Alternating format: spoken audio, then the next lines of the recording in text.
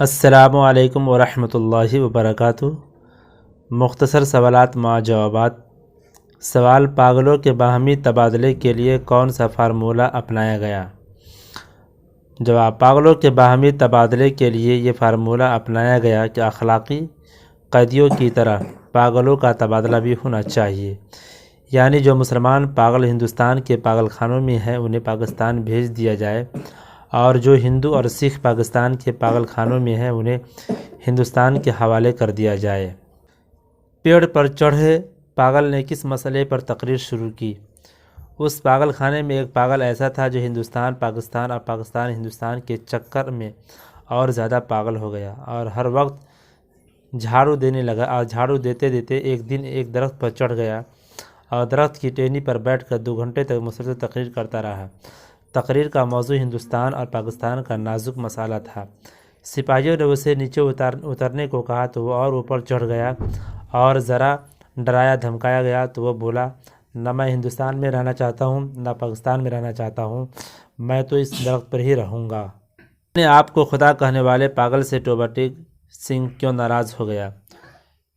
جواب: پاگل خانے میں ایک پاگل ایسا بھی تھا جو خود کو خدا کہتا تھا۔ اس سے جب ایک روز بشن سنگھ نے پوچھا کہ ٹوبہ ٹیک سنگھ پاکستان میں ہے یا ہندوستان میں، تو اس نے اپنے آپ کو خدا سمجھنے والے پاگل نے حسب عادت قہقہہ لگایا اور کہا، ٹوبہ ٹیک سنگھ نہ پاکستان میں ہے نہ ہندوستان میں، اس لیے کہ میں نے ابھی تک حکم نہیں دیا ہے۔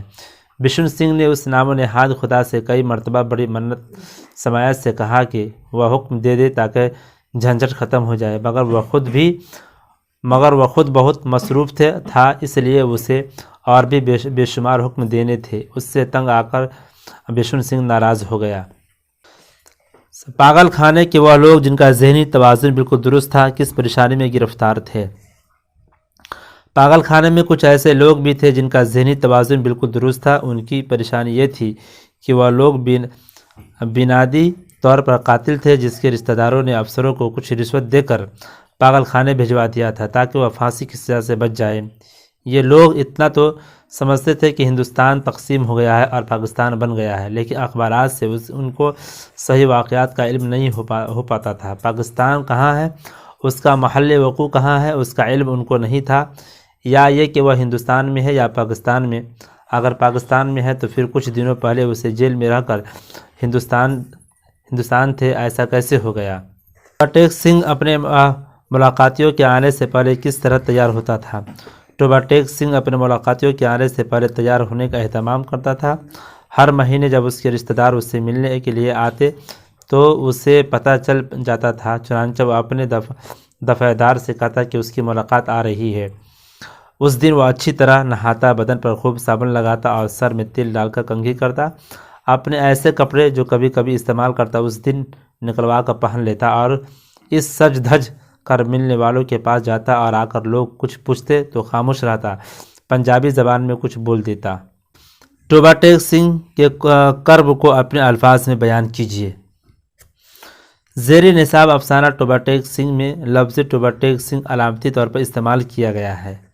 ٹوبہ ٹیک سنگھ ہندوستانی پنجاب میں ایک گاؤں کا نام تھا۔ وہیں کا رہنے والا ایک سکھ تھا جس کا نام بشن سنگھ تھا، اسے لوگ ٹوبہ ٹیک سنگھ بھی کہتے تھے۔ بشن سنگھ کو اپنا گاؤں اور رشتہ داروں کی یاد برابر آتی تھی، خاص طور سے اس کی بہن روپ کور جو اس سے بچھڑ گئی تھی۔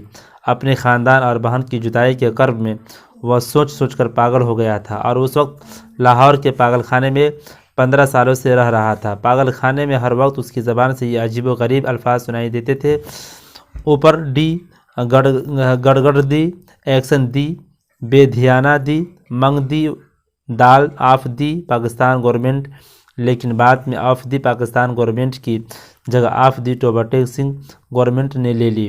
وہ پاگلوں سے ہر وقت یہی پوچھتا رہتا تھا کہ ٹوبہ ٹیک سنگھ کہاں ہے جہاں کا وہ رہنے والا ہے، لیکن کسی کو معلوم نہیں تھا کہ وہ پاکستان میں ہے یا ہندوستان میں۔ 15 سالوں سے بشن سنگھ یا ٹوبہ ٹیک سنگھ کبھی سوتا نہیں تھا، یہاں تک کہ جیل کے پہرے داروں کا کہنا تھا کہ 15 سالوں سے سونا تو دور وہ لیٹا بھی نہیں تھا۔ کبھی کبھی کسی دیوار سے ٹیک لگا کر وہ وہی عجیب و غریب الفاظ دہرانے لگتا۔ وہ نہاتا بھی بہت کم ہی تھا، اس لیے اس کی داڑھی اور سر کے بال آپ میں جم گئے تھے۔ گاؤں اور اپنوں سے جدائی ہی اس کا ذاتی کرب تھا، جس کرب میں بشن سنگھ پاگل ہو گیا تھا، اور ٹوبا ٹیک سنگھ اس کے لیے کرب کی علامت بن چکا تھا۔